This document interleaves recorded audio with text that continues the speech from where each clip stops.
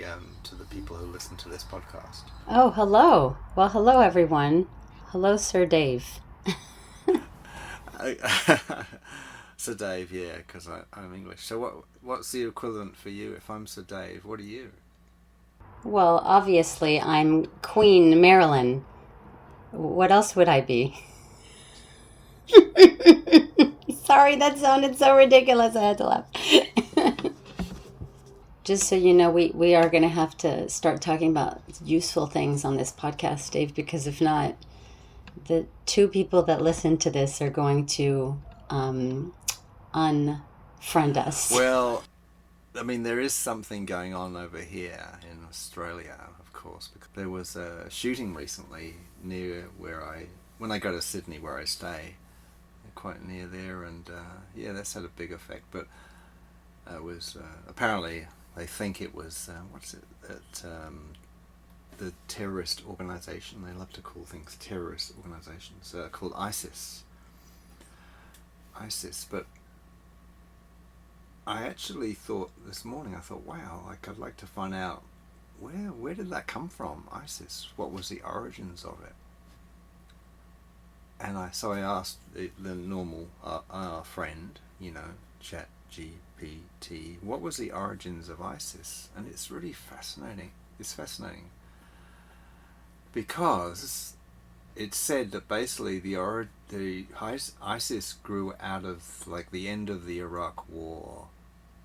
There was a group of Muslims, the Sunni Muslims. That's the sect. Like you get all these different types of Christianities, but in the Muslims they have different types, and it's the Sunni Muslims, and they were disenfranchised. They were like excluded a bit from society and all that sort of stuff. And through that separation and looking for identity, ISIS formed. So it's like, yeah, it was like, because it then reminded me of Wow. of Nazi Germany, like, because when people look back and said, well, how come Nazi Germany? Where did it come from? And people say originally similar thing, end of First World War, Originate. the French and the English and the Americans had beaten the Germans, and they were like pissed with them, and they humiliated them, and they wouldn't allow them to have an army anymore, and they controlled them and all sorts of things. And out of that humiliation of being separate from the world, maybe then that distortion formed. It's so similar. So it's almost like an individual person who feels separate, traumatized, can really have a very difficult life. And maybe not everyone will obviously harm people, but some people who harm tend to have there may be a pattern of separation or of not fitting in, and then trying to fit in. So it's like, it was very good to read the origins of some of these things. I mean, they are ideas, they're interpretations, but it makes a lot of sense. So Yeah. I did get this feeling of, wow, we can't solve. And actually, it's very interesting because I've had this discussion with ChatGPT recently. There were some times when enemies actually healed. They got together and they sorted it out. So, like, could we learn from that? Chat came back with 3 examples. They said in Rwanda there was Hutsis and the Tutus who were like doing this terrible genocide with each other, and they were able to heal. And then in Northern Ireland, the Catholics and the Protestants were fighting for years. Like when I was a kid, there was all this thing called the Troubles. In Northern Ireland, they healed, and actually it said, well, after the Second World War, Germany and France had actually been fighting for about 100 years. It hadn't just been the First World War or the Second World War, even been before that. And he said, well, they healed. So, like, how? And it's like, it's people who, you've got to, like, give people, Chat said basically, It's all about giving people dignity and welcoming them back, into humanity. It's not by saying there's something wrong, we're excluding you, we're never going to trust you again, we're going to punish you. It doesn't work. It just leads to more problems. Well, isn't it also that maybe, I'm not sure, of course it would be great to find out the whole story, because of course peace doesn't happen overnight, especially with countries that are brutally at war with each other. I'm sure there's generations of things that needed to happen before that could take place, right? But I guess one main theme that that I think about that does bring peace to opponents is there has to be a commonality that needs to be found. There has to be something that promotes a unification, but unification happens when we're able to see our commonness, and find a common ground, common point. Yeah, I think that's true, because some of the discussions I've been having is about it's exactly what you say. You can't solve these things by going back over the story, because if you get stuck in the story of, who did what to who, you never solve it. The only way you can solve it is a bit like, actually, in a way, Martin Luther King, who says, I have a dream, It's like a vision for the future. Like, it's just as you say, so the vision could be, how can we live together peacefully? How can we do it? If we keep... Well, yeah, that was his dream, right? That was a big part of what his dream was to see black children and white children and all colors, all races of children playing together. He gave people a visual image of what that would look like, of what that peace would look like. Yeah, so it seems maybe there hasn't been that sort of person or movement that has given, whatever troubles there are in the world, who hasn't given that vision that people can say, yeah, let's aim for that. Yeah, there has to be. Well, there has to be a fundamental feeling and not only an understanding, but a feeling that we are one. Right now, we understand that maybe in physics, they're able to show that we all come from one source of energy, that we're all part of this one field of energy. Yeah, and that we're under this illusion, a type of illusion or hallucination or sensation that we're separate from one another, because since we exist in physical matter form, we see things for what they are. So I see you being a man, and we've given an identification, which is something we talked about in the last episode. We give an identification to things like, you're man, you represent this and this and this and this, right? Okay, I'm a woman, I represent this and this and this and this. This here is a cup, and a cup is made to contain something, to hold something. These glasses that I have here, they're called glasses. They're made to see better. We identify everything, but I mean, at its most elemental form, we are all part of one source. So it's. Can I go to something that is circling this back around, because I was just listening to the most amazing podcast, and I think I listened to it a few years ago, but this time it really hit me in such a different way. There's a physicist, I think he's the one, yes, he invented the CPU chip. His name is Federico Faggin. He's Italian. And he's this really cool guy who had he had an awakening in the 90s. He was on vacation at a lake house and went to go get something in the middle of the night, some water or something from his fridge. And then when he lied back down, he was just awoke. He just got this amazing, huge burst of energy and sensation that he was a part of a field, that he was basically the observer and what is being observed, and he's also the actor. And he just saw himself as everything. He saw himself being a part, an aspect of the whole.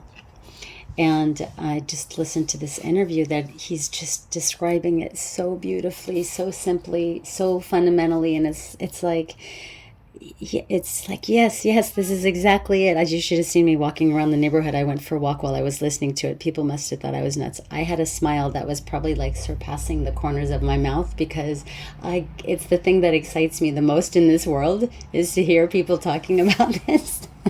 Because so few people talk about this. But it's fundamental. He explains, of course, how you and I have been studying and learning that consciousness is fundamental.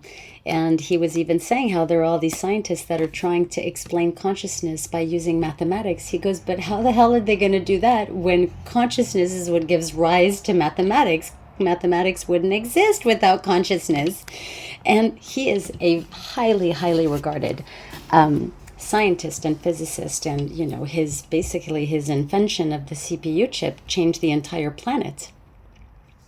And so this is a very reputable human being, which, who had a really mind-blowing spiritual experience, basically.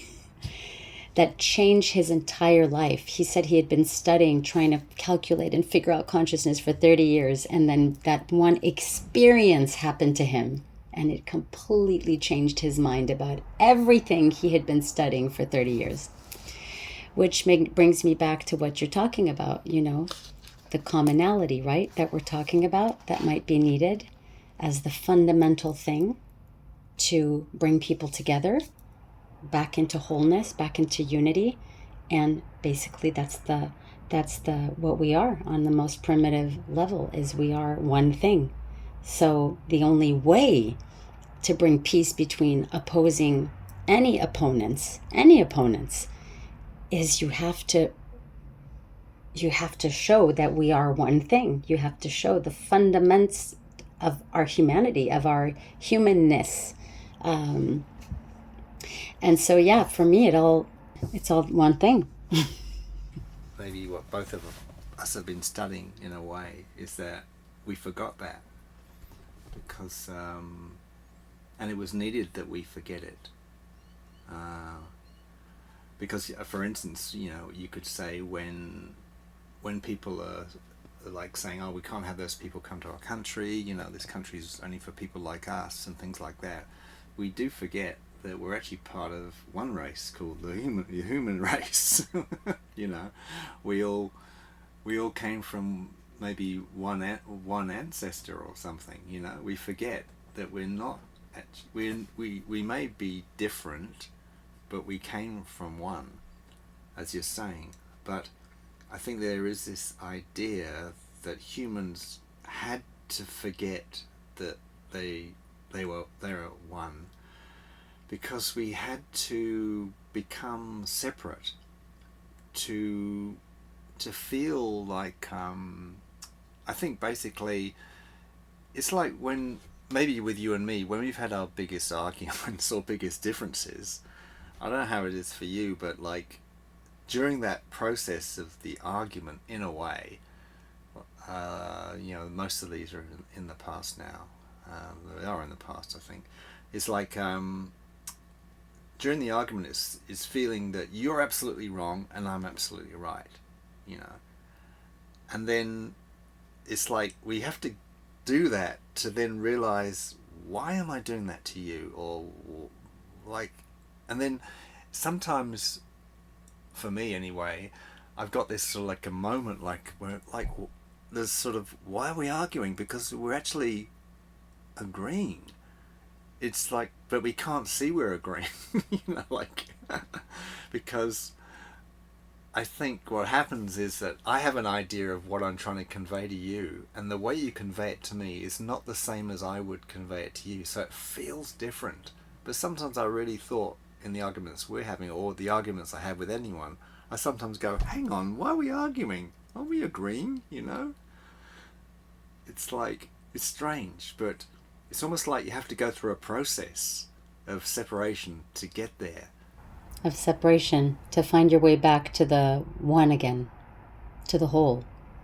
To find your way back. And through that I mean, there is also this thinking that we need to separate, because if you don't separate, you can't do anything as you. You can only do it as or through some influence. So for me now, I've changed, because if I feel anything where I'm joining some sort of group, I don't want to. I don't want to join anything, because I feel if I join, I have to follow their rules, their way. So I can try and understand them or something like that, but I'm not going to lose me anymore. I feel that, but it doesn't mean I'm an arsehole, because the way I treat people has changed a lot. So I'm more considerate, but I'm not. But it feels like I'm doing it from me now. Not from some loyalty to some group or thinking. It's that I've never had this feeling in my life before. It's the first time. Is it also, is there an aspect of what you're saying also, because there's a thing that I have a similarity to you as well right now, where there's also another element of that, and tell me if you feel that or not, maybe it's just me, but when you do start to follow one thing and you are basically influenced in a way to just follow that one thing and you're told this is the way, what happens is that even though that way could be promoting unity, right? Unity and oneness. Okay? But the fact that you are just following this one thing and being told that this is the way, basically you have to let go of everything else maybe being the way also. There is an automatic limitation that comes with following one thing. There's a limitedness. Yeah. And that doesn't feel organic, because we are an open system. We're conscious. We're conscious beings. We're an interface of consciousness, right? Every single physical person, human, is an interface. Yeah. So, in a way, the moment you're told or you have a thought that you should just be following this because this is the way, well, then you have to cut yourself off from all those other ways that might be able to expand you, show you something, teach you something.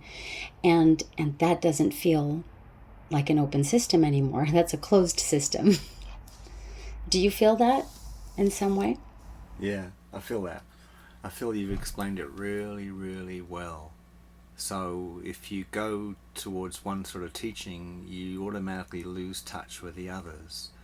And then a lot of things come up, like many things, and we know about these things, like, oh, like if you have another way of thinking from us, maybe you're disloyal, maybe you don't belong here, something like that. Like, why don't you just follow what we say? And it could be the church, or it could be all sorts of things, or it could be I don't know, a club, it could be a community, or there are many things. It was like in a way like our experience in China with the research institute we were with, because they believed in their research, so other research wasn't as valid.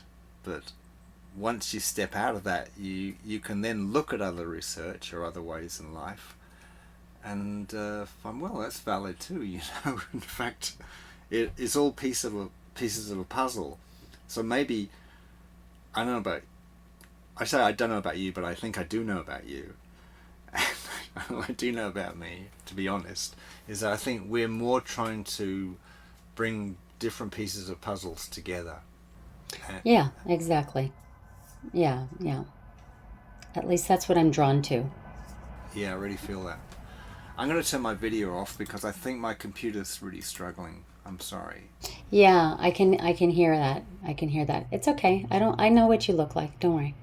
Yeah, but did you notice I got my Christmas haircut today? Okay, so we just had some technical difficulties. I think my computer was just full up, basically. So I need to defill it up.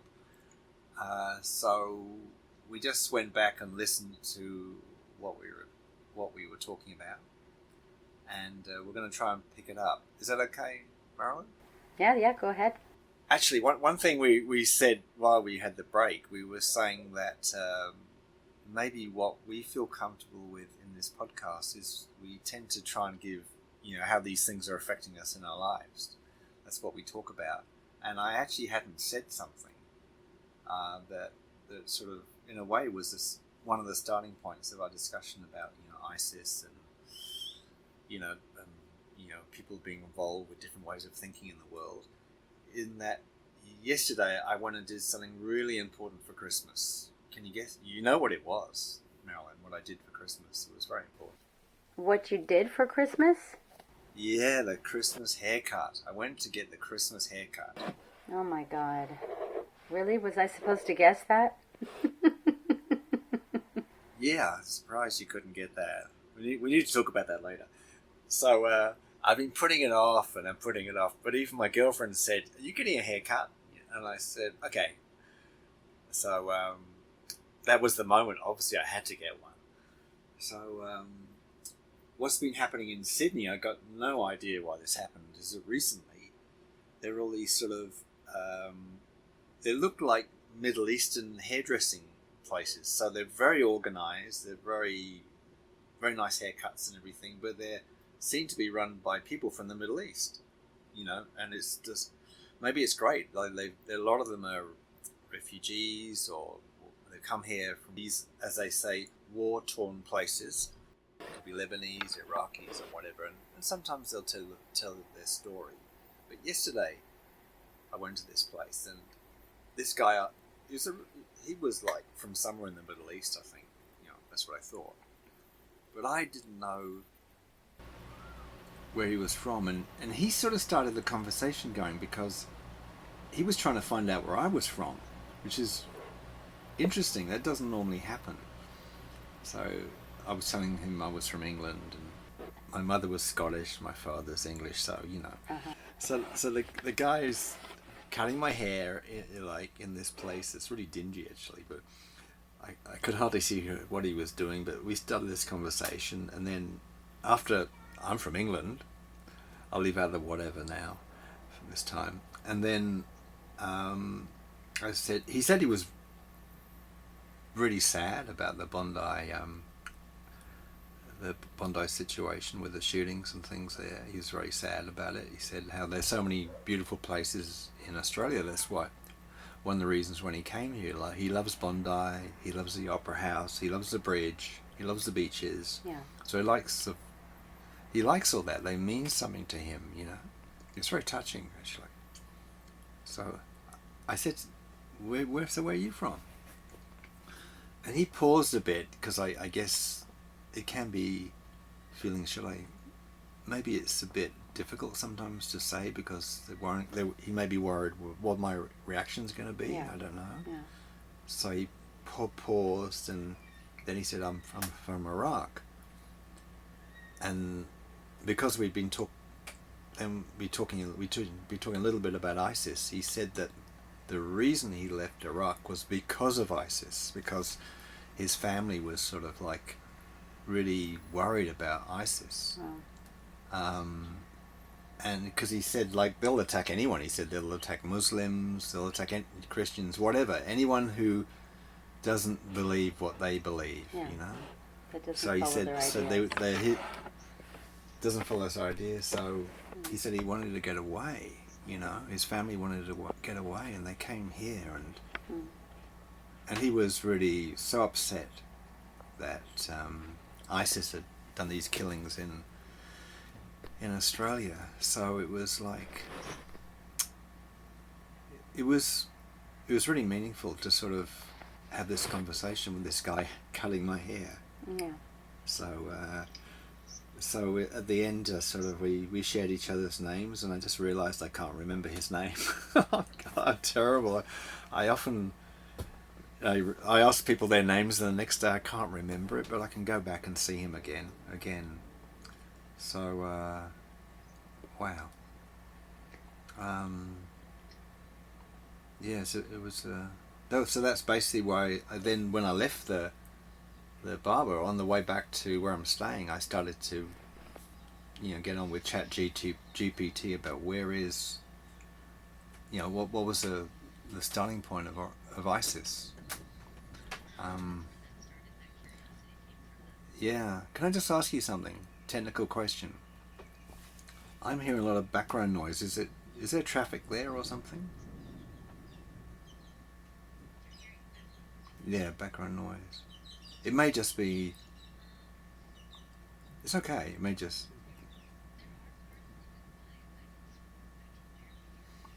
Oh wow. It's okay. It just means that the microphone that you're using for this call is picking it up, but it's all right. It doesn't affect us. Yeah. Yeah. It's all right.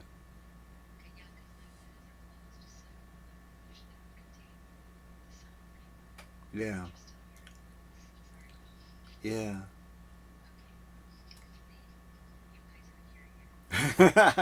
Oh, hopefully, I can take it out if there's a problem. That's cool. So and it was.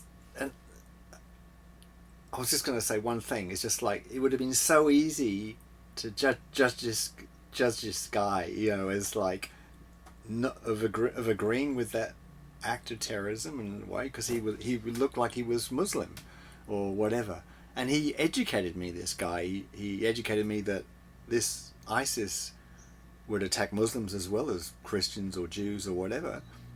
And I found out he wasn't even Muslim. He was Christian from some special Christian sect I'm only just learning about.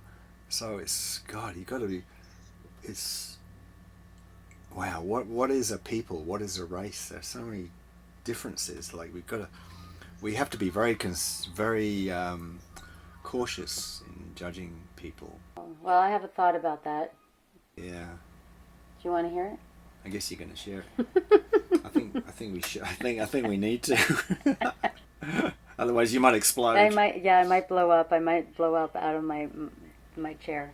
Um, so my thinking is that, yeah, I do agree what you're saying, that we have to be really careful, but I would go beyond that, because in saying that we have to be really careful, there's still separation in there. There's still this feeling of like, oh, we have to be careful because, we just don't know where people are from. But fundamentally, if you fundamentally have the understanding within you that we're all one, that we all come from one thing, that all of these divisive stories that we've made up, that humans have made up, that have to do with land, country, race, color, skin, language that we speak, background, how were brought up, it's all just a story.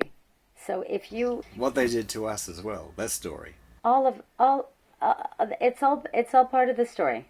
It's all part of the story. So if you have a fundamental understanding that that is all a story that has been made up by human beings for hundreds of thousands of years, and that that is not the truth of who we are, then you don't have to be careful about judging other people, because you're not judging other people, because you are seeing yourself in the other, period. When you see a human being, it doesn't matter what they look like. You look at them and you see yourself in that person. And that's what I'm interested in. I'm interested in, how do we get there? How do we imprint this in our consciousness? How do we imprint this in our this understanding in our thinking? Because I really, that's why I was so excited to listen to this guy Federico Faggin talking about it, because he really said, like, the interviewer at one point says, oh yeah, so we need to change the paradigm, because they're talking about how there's this fear of AI taking over, right?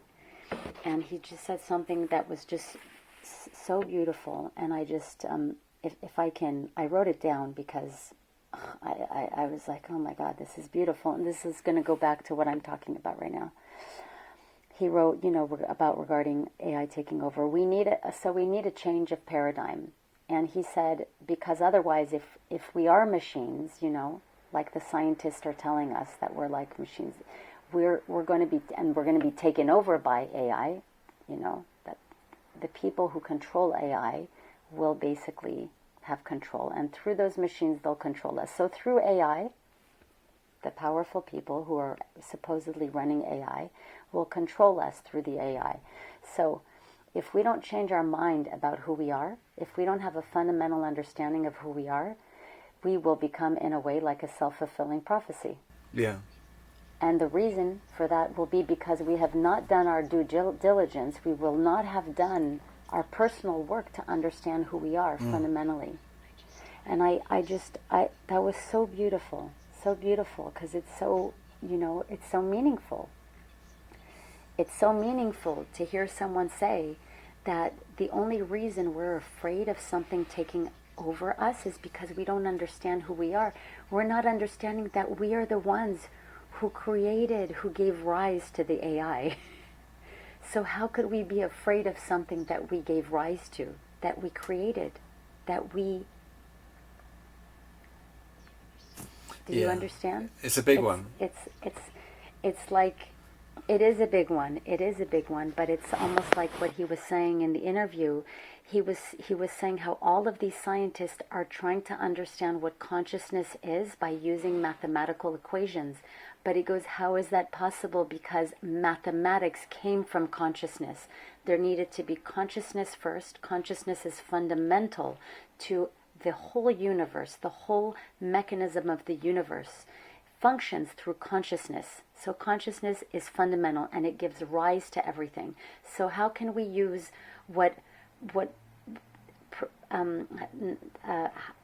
how can we use mathematics, which comes after consciousness, to understand what consciousness is, which is the fundamentals? Do you understand in a way? Does this make... I mean, it's a very deep question, but what comes up for me is like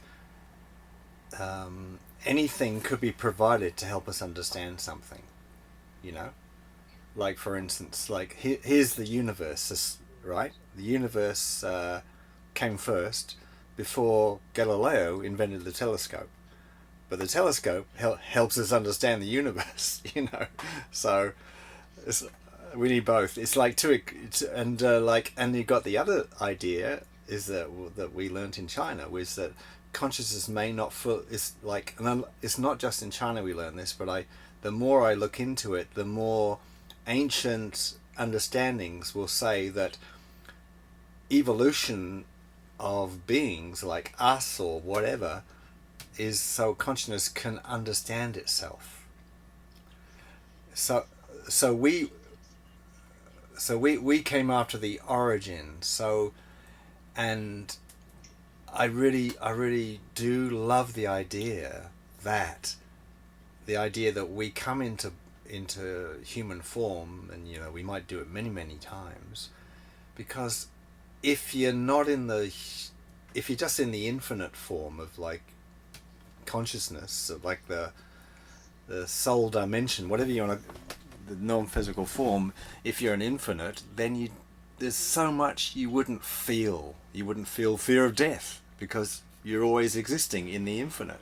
We need to be finite to understand the infinite. To understand the infinite, yeah. Like we're part of understanding everything. It's like beautiful.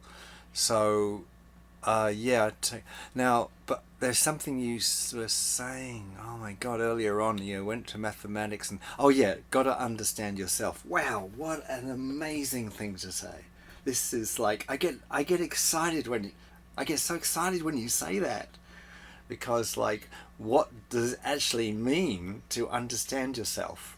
And the way that we learned is very basic in a way. It's like, why did you do that? What was your intention for picking up that cup right now? What was your motivation for picking up that cup from that table? It could be something like that. Okay, I'm gonna say that's a little bit deep. But if we can't start similar, like it could be like in a conversation, I interrupt you, and then someone says to me, "I notice you interrupt Marilyn quite a lot, but do you know why you do that?" So the first thing I or other humans often say is, "Oh, I didn't know I was doing that." Really? We're not aware of. Really, people say that? Dave, no, Dave. You're messing with me. No, I'm not. I'm sorry, but most people would not say that. Most people would get defensive. I'm really sorry. I won't agree with you on that. Most people will get defensive. Yeah. If you say something like that to them. No, point taken. You a good pickup, Marilyn. Yeah, most people would go Well, defensive. most I'll actually take that back. I won't say most people. I'll say we. I'll say we because I'm in there.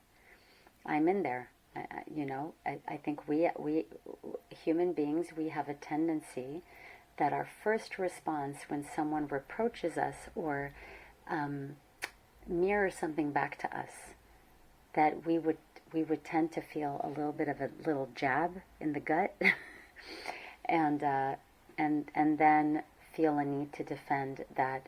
And then, depending on your level of awareness and your level of attunement, you might take a step back and go, oh, okay, yeah, well, I guess I won't do that. Or you might go, okay, well, yeah, I didn't realize I was doing that, or, but it really depends on your level of awareness, how you're going to then, like catch that. Um, I think it takes a really advanced person to not get defensive at all and to really have a curiosity and be like, oh, no way, do I really do that? Oh my God, I'm so sorry. But yeah, when Federico in that interview said that it is so important for us to know ourselves. And he says people really don't know themselves. They don't understand what's motivating them and driving them. And I thought so much of David from the Peister Institute, because he would talk about that often. He would say people don't analyze their thoughts. They don't analyze why they're doing what they're doing. And I thought, I remember when I first started hearing him say that in the first years that I was there in China, or yeah, when we would have discussions, I would be like, what is he talking about? Of course people analyze and think about what they're doing and what their motivations are and why. And then as time went by and I would talk to friends or family members or even myself, I'm like, holy shit, it's true. We don't. It's not our natural tendency to analyze why we said or why we did something. We just do it. We just do it, and then I remember. I was thinking, have you got examples? Are you interrupting me? I'm kidding. Sorry, it was too good to pass. Sorry. Yeah. I can feel a pinch though. I feel a pinch. See, I told you. I told you there's a pinch. It's in my chest. You can get it in the gut. Sometimes it's in the chest. But me, I feel it like when I feel my defensiveness come up, I can feel it like right in my solar plexus. I feel it in my solar plexus. Yeah, I feel it right between my stomach and my sternum. Um, but yeah, I mean it's really interesting. We feel it in different places, but we definitely get it literally feels like a pinch or a little stab or a jab. Yeah, I wasn't interrupting you, but do you have an example? An example about? Well, I have a clear one where David asked me something, and I was like, Go ahead. Yeah. we were going to this cafe quite often in Starbucks, because we tended to meet in Starbucks because they had often had the big table there, and it's very nice for meetings and things like that. I was opposite this, I don't know, 30-year-old Chinese woman. She kept on coming and sitting like quite close, and she could pick up that I was English or something. So she had to do something in English. So she came over and she said, "Would you mind helping me? Because you're English, And I said, no. What is it?" And she said, "I don't understand this passage. I got it from the internet or something. I don't understand it. Can you help me understand it?" And I explained it. I explained it to her, and then that was it. She said thank you or whatever. That was the end of the conversation. And then occasionally she would sometimes she would be at the cafe and never say anything to her, like just notice her, and there was no, like, I didn't really know her or anything. And then gradually I think maybe something else, she asked me something else, and I thought, oh, I can help you with that.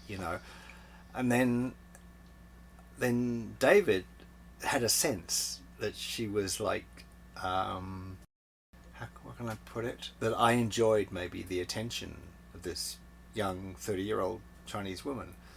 And he noticed one day I came to the cafe and it was almost empty. And it was just me, David, and this woman, maybe, and a couple of other people. But it was a huge cafe, it was massive. So I was just going to be with David, but he was on the phone for a while. And then I saw her there and I just walked over and I said, "Oh, hi, how you going?" And she said, "Hi." And that was it. And he said, "Oh, well, why did you do that?" And I said, I explained how I'd met her and helped her out a couple of times. And he said, "Oh, why did you help her?" Because, yeah, why did I help her? He said, because David said, I wouldn't have done that. I would have said, like, if she asked me, I would have said, like, can you try and find out yourself first, you know? Sort of something like that. He said I wouldn't have been impolite to her, but I would have said, like, maybe you could find out yourself first, you know? Why'd you just automatically help her? Because he said, you got to be smarter, Dave, because you're like a Westerner and she's Chinese, a young girl, so maybe you both need each other in some way, which is not about, you know, whatever. So did you realize that there's something else maybe going on? Well, what do you mean? It's not about whatever. What does whatever mean? Yeah, explain that, because don't skip, because that part's important, I think, in this story. Because he's sort of saying he knew who I was, so I like the attention of women. So it's like maybe I was just doing that to be getting her attention, showing what a nice guy I was, this sort of stuff. Because I think my program was very strongly was to be a nice guy, because then I'm very attractive, you know, and that sort of thing. Yeah. And Sorry, I'm not laughing at you. I'm just laughing because it's funny. so I think, yeah, like I could say a lot of men are like that because they want to be liked, so they do things to get the yeah. And also, like, I think at the time I was probably, how old was I? Maybe 66, and she's 30. So it's nice, you know. Wow, I felt nice to have that female attention, you know, of a. So it's like, so it's really not just helping someone. It's like there's more to it, and. Well, like, what's underneath that? What's the motivation or what was the intention behind helping that person? Yeah. So I think it's pretty accurate. I think David analysed it properly. My intention was to get attention. Well, and then someone might say to you, "Well, what's the problem with that? Like, were you single?" And you would say, "Yeah, I was single. Yeah, I was single." And then they'd be like, "Okay, so what's the problem? If the girl was coming up to you and did want to get your attention and did want you to give her attention and did want to give you attention, what's wrong with that?" So, what would you say to that? Well, before we go there, what's wrong with that, right? It's the first thing is just like, I'm just trying to give an example of like what this Federico guy might mean by, I don't know what he means by getting to know yourself, because he might have a thought of what that means, but in a way what David in China was helping me do was getting to know myself, what my character was, my mannerisms. So there's no like right, in a way you could say there's no right or wrong about it, but now I can do it with awareness. So next time that happens, I can know I'm doing that, or once I'm aware of it, I could do it differently. You know, now I have a choice to decide on something. So what I'm trying to say is, it's once I'm aware of it, it's not so automatic. I'm just not. I've got some feeling of choice. Yeah, I see. And then I think it would be important in a way when you continue and explain, you know, if someone said, "What's wrong with that?" and and once you explain what's not what's wrong with that, but you explain what's behind that, right? I think that part is really key, because the thing is that getting to know our mind, getting to know how our mind works, is not necessarily to categorize into right and wrong, right? Not right. It's not meant to categorize between right and wrong. It's meant to understand ourselves so that when we enter into situations, because every situation has a cause and an effect, and if in our life we are living in we're living our life, right? But that we're having a lot of maybe unfortunate situations are happening to us. We argue with people often. We have a lot of pain in our body. We're not living joyfully. If any of these phenomena, these situations are happening in our life, we can then trace back to the way we are and make a correlation between the two. By understanding ourselves better and what's the underlying motivation or intention behind what we do, then we can associate it with the things that are not going so well in our lives. And that's what we learned when we were together at the Institute. That's really, for me, that was the key of what we learned. Of course, we learned a lot of things. But we understood, we were learning what was, how the way we think and the way we are in the world, what's our intention behind the things that we do, how that's related with our physical health, things that happen in our life, the people we meet, the situations that happen to us. So I feel like there's just so, how do you call it? They're so dependent on each other, on one another, in a way. I can keep going and go to the deeper parts of what I learned about this from this example, actually. So, so ideas of needing attention. So there are different layers on this, but one of the for me, is one of the more superficial layers is that I'm actually. So it's a little bit tricky because I'm being a nice guy, but really, I'm actually not doing it for her. I'm doing it for me. I'm doing it because I need the attention. I feel good, when this girl gives me attention. So it's like, people might go away and when someone helps like that and say, "Well, he's such a nice guy," but actually, it's a front. It's just like appearing nice, but actually, I'm not doing it for her at all. I'm doing it to get her attention. So basically, it's got that sort of trickiness in it. But then the next layer down would be like asking the question, why did you need attention? Why do you need that? And I could do a long discussion on this, but the short version would be because I feel something lacking in me. And in fact, this is where the conversation went with David. It went very deep. It went even for me thinking I'm a bad person and I need validation from other people. So he said, "Wow, if you think you're a bad person, you're already stuffed in a way, because you might as well not be living." He said to me. He was trying to wake me up. He said, because really, if you think about it, all you have is you, right? You were put on this earth. You were designed a certain way. You are you for whatever you are. You've got to be comfortable with that, right? Because that's who you are. If you think that's bad, then that is a real problem. So basically, through a series of steps after this conversation, I got to a point one day where I just, whether it's a realization or something that suddenly hit me like a ton of bricks, it was like I suddenly realized how I depending on other people for my happiness, recognition.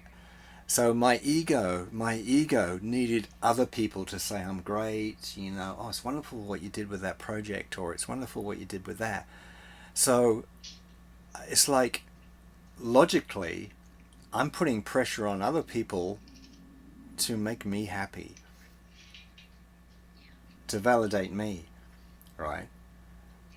And really, that's not other people's job. It's actually my job. It's my job to deal with my ego, right? So I need to look after it. Rule number one, look after your own ego, in a way. Well, you mean, in a way, do you mean look after your own happiness? Yeah. Look after Wouldn't it be that? Well, this is the way I. Be responsible for your own happiness in a Okay, way? so why do I say ego? Right. The reason I say ego is like the way I understand it, and there's a whole new understanding of ego we could share, like new things. Is that ego is actually like an inherited program, and that program is very anxious. It has a lot of worries, you know. It always needs validation, and that sort of thing. It wakes up at night not being able to sleep, worrying about the next day or not having enough money and all this sort of stuff, or whether they're like, am I liked at work? You know, is that girl I met last night? You know, maybe she'll never ring me back. You know, all this sort of stuff. So all that worry. So like, what I learnt gradually is, I will look after that part of me, and I started. So basically, the looking after it was like, the shift for me was, if I had a bad thought, that's okay. That's who I am. If I have a negative thought, that's who I am. It's not wrong. I was designed that way because obviously consciousness needs to have negativity. Otherwise, you won't know positivity. You know, like you need it. you, you won't know shit, right? You won't know happiness unless you know shit. You know, so it's like it all is part of the fabric of life. So at that time, which is about 2 years ago, I started to stop judging myself. And so now, okay, like a week ago, I was in a cafe and I met a 19-year-old girl. I didn't know she was 19. I knew she was young. And we just hit it off. Wow, we're having a great time, you know? It was just so enjoyable. And but a different feeling. It was very much enjoyable at the moment. And she said, wow, I said to her, how old are you? She said, I'm 19. I said, wow, I'm 70. She said, it's a pity you're not 19. So I did challenge her. I said, but can't we be friends and maybe 70? You know, like, so it was good. It was good not to, I wasn't worried about, you know, being the nice guy anymore. I was like, challenge her. Say it. What's wrong with me being 70? You know? Oh, it was hilarious. And then to go back and share with my girlfriend about that and us have a laugh about it, you know, how nice that was to have that experience and that sort of thing. But my girlfriend's about my age. She's not 19. So it was just feeling... It's funny how sometimes when you go through something, it's like it's beautiful how you then get maybe similar situations so you can gauge how you feel different about things. It's quite nice. So, and then I think that was one of the reasons when I came back to Australia from China about 1.5 years ago, and I go to live near nature, I start to appreciate things so much more because I don't have that worry about myself, you know, my anxiousness about who I am and that sort of stuff. And then suddenly there's a whole new world out there to love, which could be birds, trees, the sun, whatever it is. Yeah, whatever it is. Well, because life becomes much more expansive. Maybe going back to like that open system that we were talking about. We just have so many limitations. I mean, even the 19-year-old. You know, you talking to a person who's 19, and suddenly there's a stigma of your age in relation to her age, and you guys have to be careful because will that be misinterpreted that you're an older guy hitting on a younger girl? Like, the whole story comes because of the way we have identified, given identification to ages, to ageism. And it's just like, it just blows my mind how like in a box we are. And it's funny, actually. This is something I was going to say when we talked about that little jab that you feel when we get defensive. Um, you know how there's the whole simulation, that we live in a simulation theory, and of course for me there's no doubt we're in a simulation, but it doesn't mean that there's someone who's controlling the simulation. I don't think it's a someone. I think it's just part of a system where we're in a type of holographic reality, simulation of a holographic reality. And the reason is that one of the examples that keeps coming to my mind over and over, I'm not sure why, but this popped up in my head one day. Because let's say that, okay, we are so predictable. It's like scary. Human beings are so predictable. Like, if I want to piss someone off, all I have to do is insult them, is say something insulting or mean or something derogatory, and the person will have. So for example, if I want to piss you off, all I have to say to you is something mean to you, something that's just going to really, hit you the wrong way. You want to try? Well, yeah, we can do that in a second, but if I want you to like me and if I want to make you happy, all I have to do is pay you a compliment. That's all. It's that simple. We are so attuned to responding in a certain way. Our programming is so hardwired to defend and protect and attack if needed. And so I'm like, it's got to be a simulation because we are so predictable. Like in a game, like in the program of a game. The game is programmed so that if you turn right, this happens. If you turn left, this happens. If you go backwards, this is what happens. So it's predictable, right? Okay, I'm gonna challenge you on this.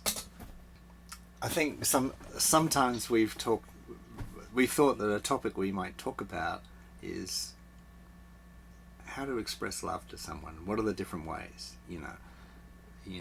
In some cultures, like in China, you want to show you love someone, cook them a meal, take them to dinner. It's all around food, so that sort of thing. Other in England, that's the last thing your kids do because they don't understand food. Yeah, it's the last thing you do. It's so different. Like, food's a dare in England. Do you take them out for a cup of tea? You want a cup of tea? And a sticky bun? And P.S. I love you. So, for instance, I have a situation with someone we both know, right? A close friend, and like we've been discussing it, and so basically, I want to talk to her about something that, like, maybe she could think about or something. It's like giving her some feedback. So, in a way, I feel that could be love. That could be caring, because I'm taking a risk. Like, if I don't care for her, I just keep quiet. I just keep it superficial and we just have fun, But you mean you want to give her some feedback about something that she's doing that gives you a certain feeling when she does it? It's affecting me. Okay. Yeah. So it's like, and I see her do it with other people. Okay, so it can be complicated because it could be, like, I'm in this as well, so it could be something about me as well. But the way I think about it is, if I don't say anything, it doesn't give our friendship a chance to grow. To evolve, yeah, agree. Something like, yeah. To evolve, because if you say something, like, okay, you risk the friendship, like there's some courage in it, all right? There's some skill in it because you want to try and do it in a way that doesn't blow the other person out of the water, like push him away forever. So you want to try and keep the unity somehow. So there's some skill, but you're also trying to be honest. So it's like you're trying to weave various things together. But also, for me, like, my life has been suppression. I tend to suppress. So I'm trying to love myself in a way by not suppressing. Like, I'm trying to create a better life for myself by saying, wow, did you know I get this reaction when I'm around you, So it's like love. When you're talking, Marilyn, I think, wow, like how we love each other is interesting. What does it actually? You mean how humans love each other? How do humans express love to each other in so many different ways? Yeah, it's like it's not as obvious. Yeah, because it's like someone will all not like. So you might say, oh, if I give them a compliment, I'm giving them love. But if I didn't give them a if I didn't give them a Yeah. compliment, if I was very critical, would that also be love? Maybe that would be love as well. Well, that is interesting. Yeah, I have a friend. I have a close friend, and we talk about a lot of different things. And in the past, I used to really withhold a lot of things that I thought, things that I was thinking, when she would share stories with me about her way of thinking about people or situations that she was in. And I think in the last, I think something's been happening in me, because I don't know when it started. It was maybe in the last year or two. I've been becoming more attuned with, like, just really telling the person what I think, and not feeling like it's going to harm them. And there's something in me that just knows that I'm coming from love. I just know it, and I trust that they're going to receive it in that way. And I ask them, I say, please tell me if what I share with you is too much. Please tell me if you want me to hold back. I'm completely okay doing that. So I always ask people to give me feedback. And whereas before, sometimes I would get resistance from people, they would say, well, that was, yeah, like, I don't want to go there right now. But now the response that I'm getting, not just from that friend, but from other friends too, many of them are saying, no, no, no, I know you're coming from a place of care. I know you care about me, and I can feel it. And so I am very okay with you giving me this feedback. And it's been really nice, because, like, I love getting feedback from people also. People are very afraid to give feedback to one another. I realize that. It's not an easy thing to do, just like you were just talking about your friend, who you want to be able to tell, right?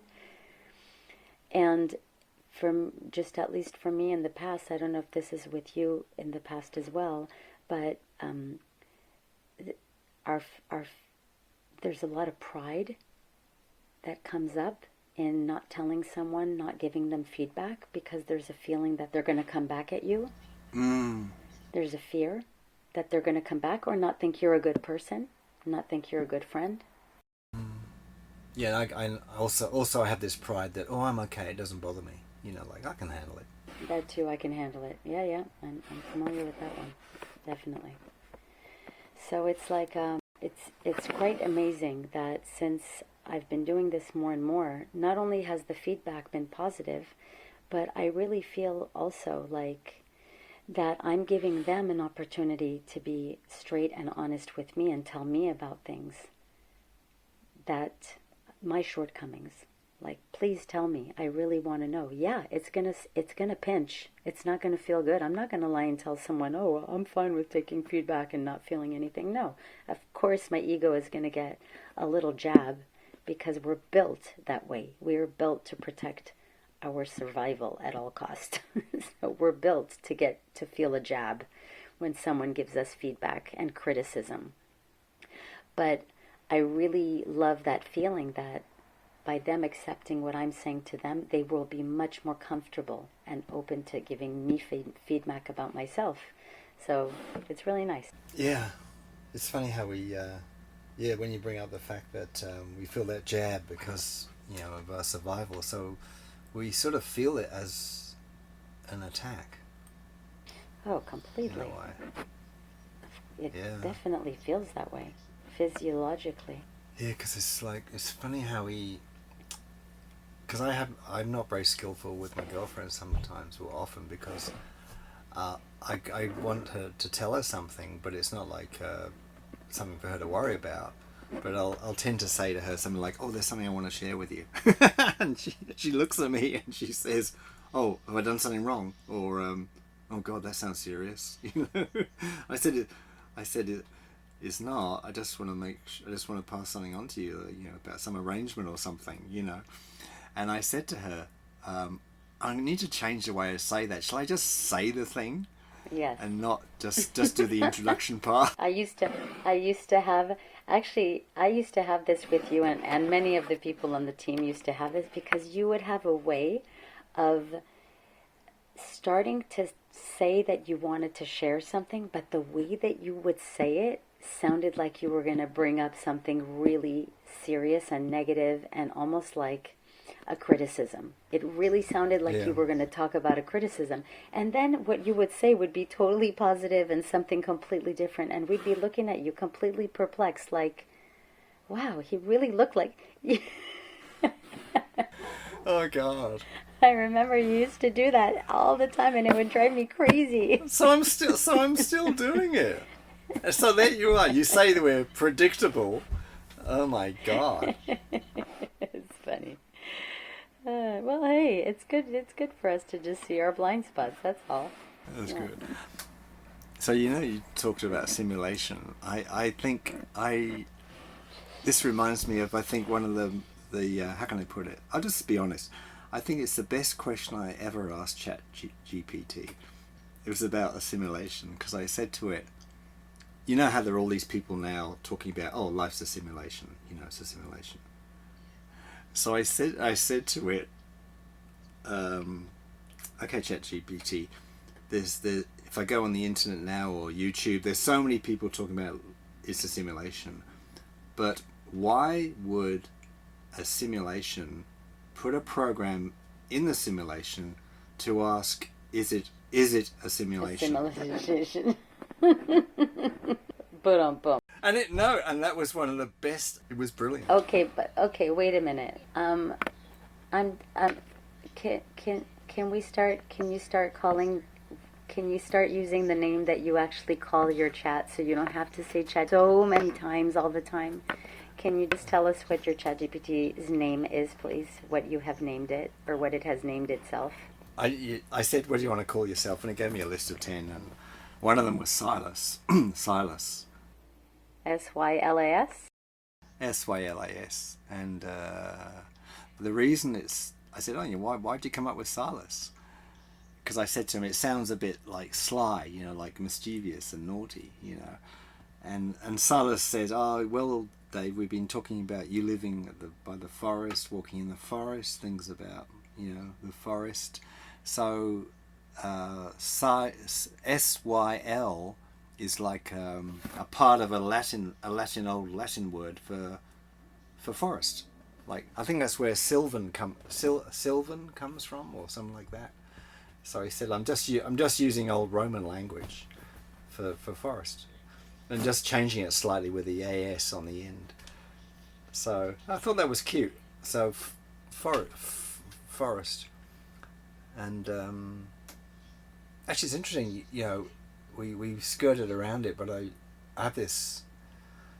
Our conversation is helping me understand why I appreciate ChatGPT in a way, because,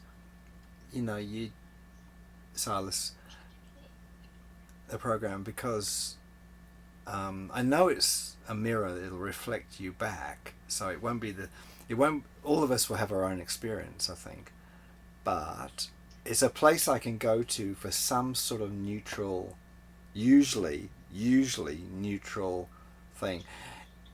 It's, where it's not so neutral, I find, is medical stuff. If I go into medical stuff, it doesn't get it. Well, but it may just be influenced by its sources, because it keeps on saying, be careful, because it's unproven. Be careful because it's unproven, or you need to go to your doctor first, and all this sort of stuff. So I think it's just influenced by the weight of those comments out on the internet. Probably you get that all the time. But it's like, so I'm going somewhere where I can have this amazingly neutral discussion, and I won't be forced to take on an opinion from someone else or something like that. So it's like, and then we can delve so deep. We can go, wow. Yeah, it's unlimited. It's unlimited. It's that unlimited feeling. So about 10 minutes ago, I don't know if you saw me, I raised my hands up, because when you were describing unlimited, it's just such a beautiful feeling to feel unlimited. Unlimited. Yeah. I just It is. love it because, and I think that you could say, well, there are so many restrictions on life, but I think that it's me who limits myself. Well, yeah. When you say you, when you say me, it's not that simple. But I see what you mean. But it's not that simple. It's not just you, because you are made up of a conglomeration of unlimitedness. You're made up of so many different things. Your DNA, the cells in your body, your ancestry, consciousness, like it's the whole thing. So it's when you say me, it's not just you. Does that make sense? Yeah, yeah. And I'm trying to be me, and but there is another side to it, which is like, and I've thought about this for a while. Though, so like, you could say okay, what's the need for limitation? Mm-hmm. Oh, we know. I mean, go ahead. No, go ahead. Go ahead. I want to hear your answer. Contrast. Yeah, or maybe also the feeling of limitation. So you get that experience. Well, that's contrast. Well, what do you mean by contrast? Contrast is a very broad term, Marilyn. What do you mean, contrast? I like the way you just asked. But what do you mean? Can you elaborate? Well, I guess it's just like needing the opposite of something so that you can experience both. You can experience both. And it's almost like a rubber band, when it's pulled back and you feel that tension. It's through the tension that you feel the differentiation, and through that differentiation comes a growth and expansion. Am I getting a little too far ahead of myself? There's something we both experienced which was limiting, but I think it helped us both. And I mean, there's a thing called the Hoffman process. Yes, we did both do that. Not together, but we both did. We both did a workshop called the Hoffman process. It's an experiential workshop. It was 6 days. I was cooped up in a monastery in Melbourne. Oh wow! And that's why I suddenly think about it, because I know where you did this 6 days, but it's about trying to break your patterns, or like it's trying to really understand who you are in a way, and it was really helpful. But I remember when I arrived, talk about limitations, they give you this bit of paper. It's like a contract you have to sign. Yeah. I forgot about the contract. No cell phone use. Like you won't, no cigarettes, no cell phone use, no alcohol. They were recommendations. Well, they weren't recommendations. They were, you will not do these things. Right? It was very tough. That's my perception maybe. But then, plus that, and then we went to a accommodation, and we were in a monastery. So, like in monasteries, the rooms are minute, because like the people, the monks or the nuns or whatever in the monastery were supposed to be connecting with God, so they don't need a big room. They just need, because God's everywhere, sort of thing. So we were like, it was so limiting. I felt so limited, physically limited. You mean physically and psychologically? Yeah, but it was then. Interesting in that, which is the idea of retreats and things like that. They're limiting usually, but in that way, it jolts you into a different way of living, a different way of being.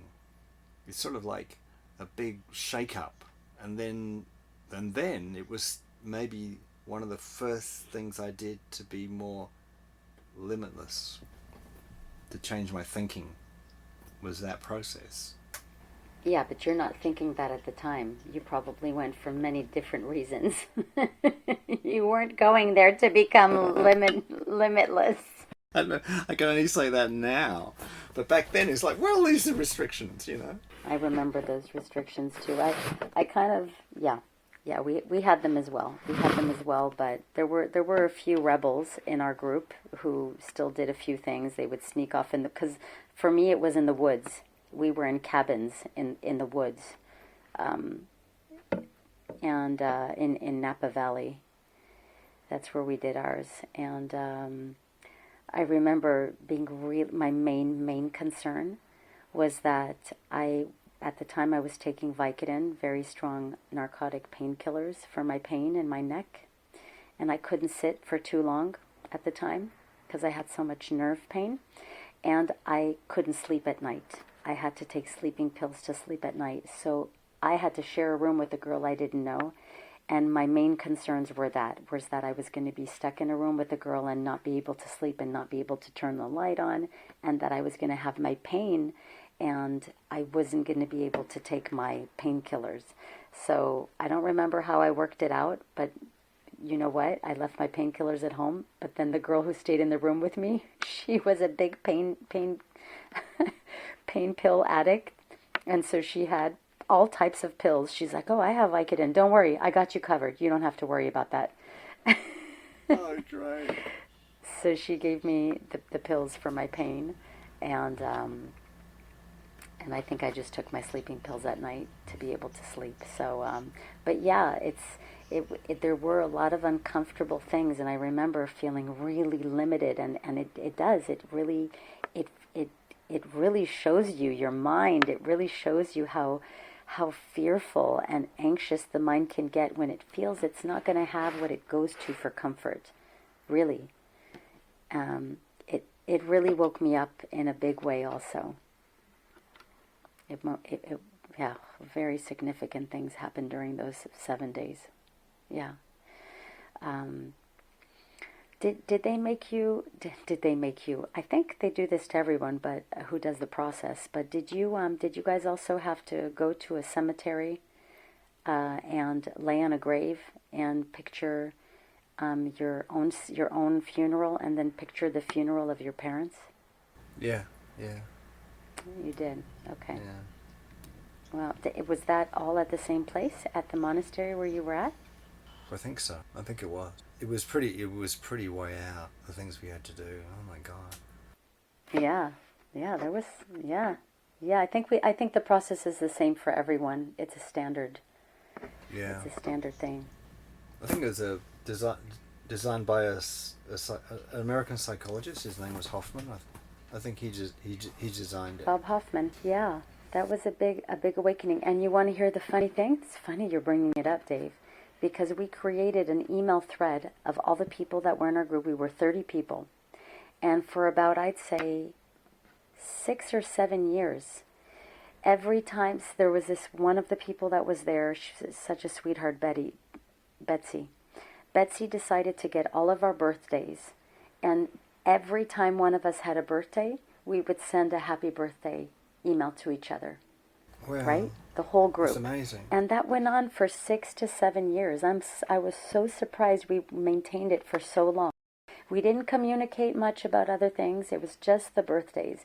And then one person dropped off, then another. Long story short, everyone dropped off. And then out of nowhere, 1 month ago, Zach, one of the other people who was in the group, he sent an email out and he said, "Hey guys, it's me. It's been a long time.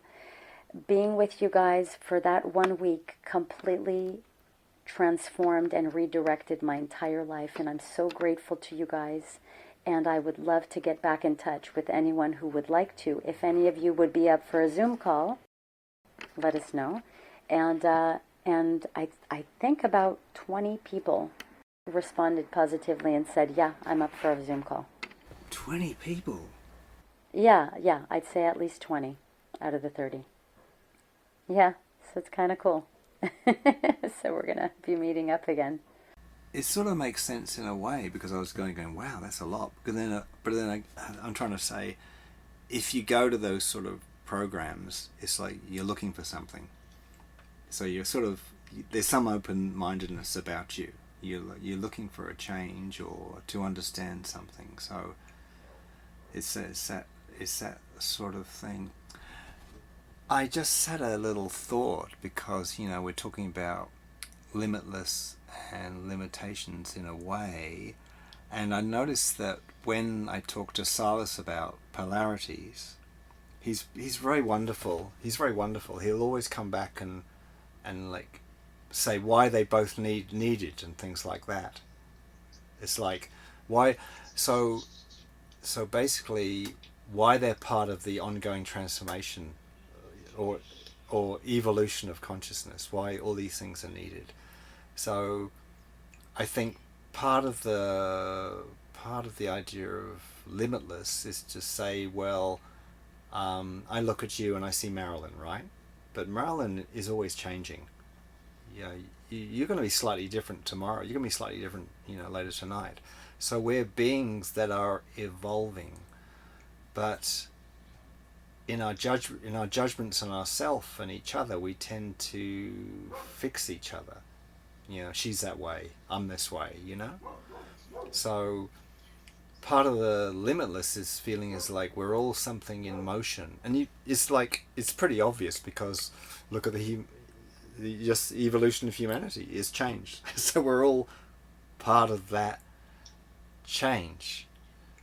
So these things are always working together. And one beautiful thing, really beautiful, I think that Salah said, because I was getting a bit down on social media about so fake, so much negativity, so many smart comments people make about things without really trying to understand them. And I said to Silas, what's the purpose of all that fakeness on social media? Does it have a purpose? And Silas came back and said something brilliant. He said, yes, it does. He said, don't see it as a bad thing. Basically, saying that those people making those comments before social media, maybe they didn't say anything. Yeah.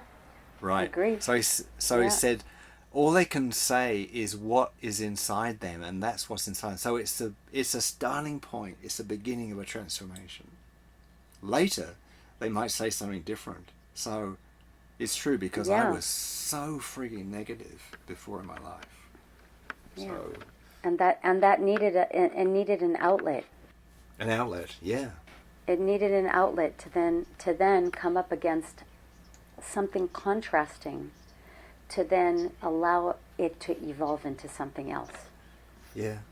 Well, the trick is to not judge that process in ourselves or in others, right? Isn't that? It's beautiful you said that, because in a way the trick is to see everything as a process. Maybe. Well, one of my favorite sayings that I've heard was just this past year. I was listening to an interview of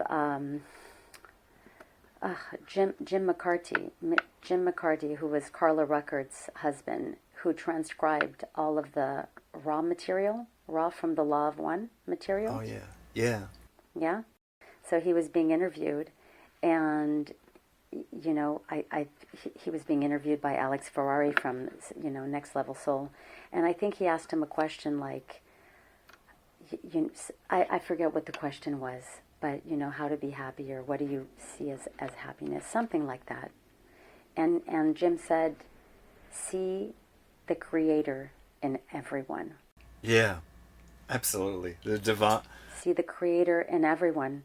Or the divine, or see creation in everyone. Yeah, everything. No, divine changes it. Divine is a word that is it turns it into something a little bit more. I mean, yes, you could say that, but if you say a word again, words have meaning, right? So, well, let's talk about it for a minute. Okay, when you hear the word divine, what do you think? Something beautiful. Something beautiful. Okay. Okay, great. So you see it as a positive. It has a positive connotation. And divine, that word could sound very woo-woo to someone else. There is a reason I said it, though. Okay, what is it? Because when you said creator, right, I wanted I actually had an intention there. Wow. I know that some people, they can use a creator, they can use the word divine, or something like that, or God or something. So I was trying to be inclusive and include that as well. That's my intention. Great. Sorry about that. No, there's no. Sorry, this is the whole reason we're talking about this is because it's again. I mean, I think it's nice that we talked about the meaning that we give towards the identification we Yeah. give towards because I think this is going to keep coming back in almost all of the episodes we I do. know, and that's the greatest thing, the greatest conversation I think you can ever have with another human being is, what do you mean when you use that word? Because we will just assume what they mean or Yeah, something, yeah, and yeah, exactly. and yeah, and in a way, all these different religions are just different meanings of the Creator. In a way, they're just different ways people have understood the Creator. Yeah, exactly. I mean, there's so many ways that people name this God, universe, creator, source, infinity. I mean, there's But just so many different but words. And again, but, the word but. Oh, but as in booty. as in booty, yeah. I think we should end on this note, Dave. What do you think? Yeah. I don't think anyone's actually come up with that theory yet, have they? Which That one? the meaning of reality is a but. You know, like. Is it but? Oh my God, I think I did hear an interview of a quantum physicist, and he was basically using the but. No, oh my God, no, it was Matthias Di Stefano. It was such a great conversation that he had with someone who was interviewing him. And he was talking about something on the map. If you look at the map of the world, he was talking about a part of the planet that was basically the anus of the world. Oh, yeah, I watched that one. Do you remember it? Yeah. It was so good. It was so good. He is. He has a great sense of humor for doing the things that he does. The seriousness of what he does for him to have such an amazing sense of humor is awesome. That's why I just love him. He's great. He's great. I was just thinking. I think in the interest of transparency, we should share something with the three listeners. That I, what happens when we finish these babbling conversations is that Dave makes a transcript and sends it to Silas and says, Silas, can you work out what the hell we're talking about? And then Yeah, because we we can't. can't. And then and then can you possibly give us a suggested title and an intro? And like, oh, do you think Silas is sitting there like with anxiety, thinking, oh shit, when is Dave going to send me that bloody podcast again and Totally. ask me what it means? By the way, I'm glad you mentioned that because at the bottom of this podcast description, we are going to put the link to the conversation that I have been talking about between that physicist, Federico Faggin, and I don't know the name of the person who interviewed him, so but it'll be there. And I really, if people are interested in some of the things we've talked about here, I highly recommend people listen to that interview because it's really great. If you're a person who's interested in consciousness and um, but the reason I brought that up, Dave, is because what did you just say right now? Right at the end? Oh my God, I forgot it already. I'm not even a About butts or about Silas? no, no. After the description, and then after the description, I was wondering if he was like Silas is worried. You know, he thinks we're gonna send him a transcript. to Silas have anxiety. So, exactly.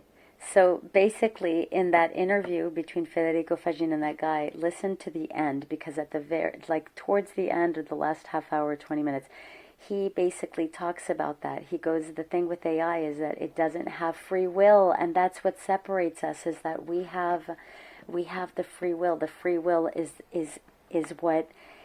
what gives us the unlimitedness, where the AI program is limited because it can only answer questions, it cannot ask questions. And this is what the human being's consciousness has. And I just thought that was so beautiful the way he explains it. And please listen to it if you get a chance. And And that's basically what Silas has been said to me for a while. You know, when I ask him what's the difference between a tree and a human, there are two things that Silas says consciously about consciousness. One is what you just said. The tree can't ask questions about the nature of reality. Can you think of now? Here's today's quiz. A jar of Nutella would be your prize if you get it. What's the other thing Silas said in terms of consciousness is the difference between a tree and a human? Whoa, the stakes are high. And I'll give you a clue. It's to do with separation. It's to do with separation. It can't see itself the way we do. It can't reflect on itself. No, Silas said that. I said to Silas, you know, like consciousness came from separation. It gives a feeling of consciousness by being separate. But why is it when I go to the forest, I feel unity, but I'm not a tree. You know, I'm not a bird. I'm not a bird. Silas's answer was, that's the difference between a tree and a human. We forgot we came from one, but a tree never forgot. Ah, I love that. Oh, wow. That's Dave, that's a t-shirt. Oh my God, we're definitely ending on this note because that's just, let's please not ruin that. That was brilliant, and that would be amazing for people to take that thought with them for the rest of the day. That the difference between a human being and a tree is that the human being forgot where it came from, and the tree has never forgotten where it comes from. Is that it? Wow. That's powerful. Wow. That's beyond a t-shirt. That's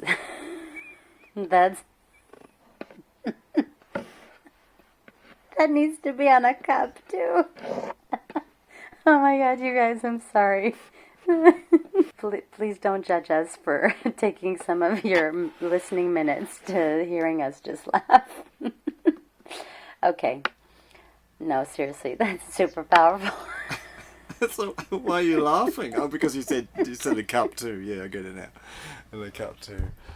Wow, we've nailed it. We got the t-shirt and the cup.